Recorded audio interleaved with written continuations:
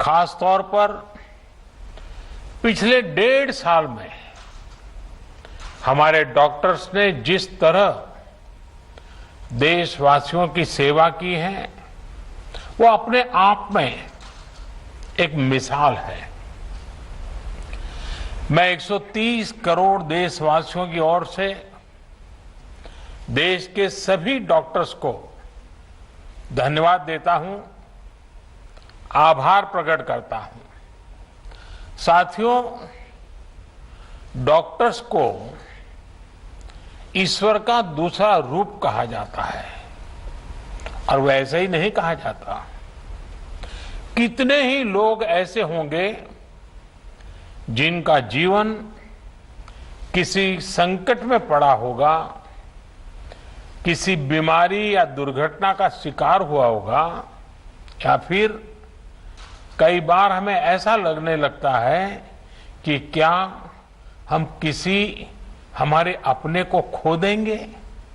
लेकिन हमारे डॉक्टर्स ऐसे मौकों पर किसी देवदूत की तरह जीवन की दिशा बदल देते हैं, हमें एक नया जीवन दे देते हैं।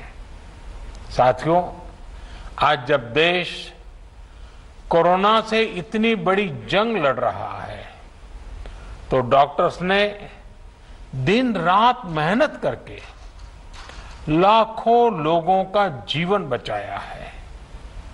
ये पुण्य कार्य करते हुए देश के कई डॉक्टर्स ने अपना जीवन भी न्यौछावर कर दिया। मैं जीवन आहूत करने वाले इन सभी डॉक्टर्स को अपनी विनम्र श्रद्धांजलि अर्पित करता हूं और परिवार के प्रति अपनी संवेदना व्यक्त करता हूं। साथियों, कोरोना से लड़ाई में जितनी चुनौतियां आई, हमारे वैज्ञानिकों, डॉक्टर्स ने उतने ही समाधान तलाशे, प्रभावी दवाइयां बनाई। आज हमारे डॉक्टर्स ही कोरोना के प्रोटोकॉल्स बना रहे हैं, उन्हें लागू करवाने में मदद कर रहे हैं। ये वायरस नया है, इसमें नए नए म्यूटेशंस भी हो रहे हैं, लेकिन हमारे डॉक्टर्स की नॉलेज, उनके एक्सपीरियंस, उनके अनुभव वायरस के इन खतरों और चैलेंजेस का मिलकर मुकाबला कर रहे हैं। इतने दशकों में जिस तरह का मेडिकल इंफ्रास्ट्रक्चर देश में तैयार हुआ था, उसकी सीमाएं आप भली भांति जानते हैं। पहले के समय में मेडिकल इंफ्रास्ट्रक्चर को किस तरह नजरअंदाज किया गया था, इससे भी आप परिचित हैं। हमारे देश में जनसंख्या का दबाव इस चुनौती को और कठिन बना देता है। बावजूद इसके कोरोना के दौरान अगर हम प्रति लाख जनसंख्या में संक्रमण को देखें, मृत्यु दर को देखें, तो भारत की स्थिति बड़े बड़े विकसित और समृद्ध देशों की तुलना में कहीं संभली हुई रही है। किसी एक जीवन का असमय समाप्त होना उतना ही दुखद है, लेकिन भारत ने कोरोना से लाखों का जीवन बचाया भी है। इसका बहुत बड़ा श्रेय हमारे परिश्रमी डॉक्टर्स, हमारे हेल्थ केयर वर्कर्स, हमारे फ्रंटलाइन वर्कर्स को जाता है। साथियों, यह हमारी सरकार ही है जिसने हेल्थ केयर पर सबसे अधिक बल दिया है। पिछले वर्ष फर्स्ट वेव के दौरान हमने लगभग 15,000 करोड़ रुपए हेल्थ केयर के लिए आवंटित किए थे, जिससे हमारे हेल्थ इंफ्रास्ट्रक्चर को बढ़ाने में मदद मिली। इस साल हेल्थ सेक्टर के लिए बजट का एलोकेशन 2 गुने से भी ज्यादा, यानी 2 लाख करोड़ रुपए से भी अधिक किया गया। अब हम ऐसे क्षेत्रों में हेल्थ इंफ्रास्ट्रक्चर को मजबूत करने के लिए 50,000 करोड़ रुपए की एक क्रेडिट गारंटी स्कीम लेकर आए हैं, जहां स्वास्थ्य सुविधाओं की कमी है। हमने बच्चों के लिए जरूरी हेल्थ इंफ्रास्ट्रक्चर को सशक्त करने के लिए भी 22,000 करोड़ रुपए से ज्यादा आवंटित किए हैं। आज देश में तेजी से नए एम्स खोले जा रहे हैं, नए मेडिकल कॉलेज बनाए जा रहे हैं, आधुनिक हेल्थ इंफ्रास्ट्रक्चर खड़ा किया जा रहा है। 2014 तक जहां देश में केवल 6 एम्स थे, वहीं इन 7 सालों में 15 नए एम्स का काम शुरू हुआ है। मेडिकल कॉलेज की संख्या भी करीब 1.5 गुना बढ़ी है। इसी का परिणाम है कि इतने कम समय में जहां अंडर ग्रेजुएट सीट्स में 1.5 गुने से ज्यादा की वृद्धि हुई है, वहीं पीजी सीट्स में 80% इजाफा हुआ है। यानी यहां तक पहुंचने के लिए जो संघर्ष आपको करना पड़ा, वो कठिनाइयां हमारे युवाओं को, आपके बच्चों को नहीं उठानी पड़ेगी। दूर सुदूर क्षेत्रों में भी हमारे ज्यादा से ज्यादा युवाओं को डॉक्टर बनने का अवसर मिलेगा। उनकी प्रतिभा को, उनके सपनों को नई उड़ान मिलेगी। मेडिकल सेक्टर में हो रहे इन बदलावों के बीच डॉक्टर्स की सुरक्षा के लिए भी सरकार प्रतिबद्ध है। हमारी सरकार ने डॉक्टर्स के खिलाफ हिंसा को रोकने के लिए पिछले वर्ष ही कानून में कई कड़े प्रावधान किए हैं। इसके साथ ही हम अपने कोविड वॉरियर्स के लिए फ्री इंश्योरेंस कवर स्कीम भी लेकर आए हैं।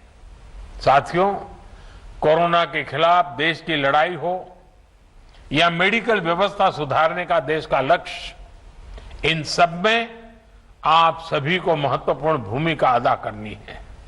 उदाहरण के तौर पर जब आप सभी ने पहले फेज में वैक्सीन लगवाई, तो उससे देश में वैक्सीन को लेकर उत्साह और विश्वास कई गुना बढ़ गया। इसी तरह जब आप लोगों को कोविड एप्रोप्रिएट बिहेवियर का पालन करने के लिए कहते हैं, तो लोग पूरी श्रद्धा से उसका पालन करते हैं। बहुत ही अहम है। साथ ही मरीज के सिम्टम्स, ट्रीटमेंट प्लान और उनके रिस्पॉन्स का भी डिटेल डॉक्यूमेंटेशन होना चाहिए। यह एक रिसर्च स्टडी के रूप में भी हो सकता है, जिसमें विभिन्न प्रकार की दवाओं और ट्रीटमेंट्स के असर को नोट किया गया हो।